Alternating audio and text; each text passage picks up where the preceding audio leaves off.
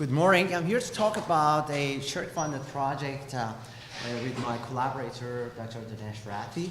This is a project that we started last year, Digital Library North, basically creating a path for information access in Canada's North. The main objective of this project is to actually develop a digital library infrastructure for the Inuvialuit settlement region, consisting of 6 different communities, namely in Inuvik, Aklavik, Tuktoyaktuk, Palatak, Sykes Harbor, and also Ulu. If you see, some of these communities are not actually accessible through ground, so we have to some of this by air, some of this by the Mackenzie River if it is frozen. So the whole idea is to create a digital library in the focal point called Inuvik, the town of Inuvik, where the Inuvialuit Cultural Resource Center is located.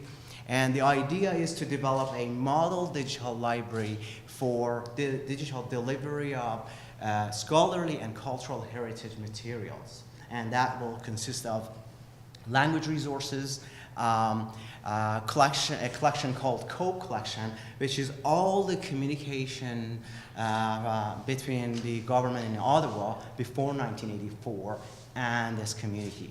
So it's of historical importance, and that collection is going to be digitized. The specific objectives of this project will include, the first is doing an environmental scanning of people and resources available, library information resources in that area, consisting of sort of teachers, librarians, high school students, junior high students, community organizations such as Hunters and Trappers Association, and also elders. And that will provide a basis for actually developing a sort of a digital library in terms of technology. A key part of this project is to develop a culturally appropriate metadata framework. And what we mean by that is actually based on our information studies analysis and needs analysis, we will develop a number of metadata elements that will speak to those specific cultural resources that we will digitize.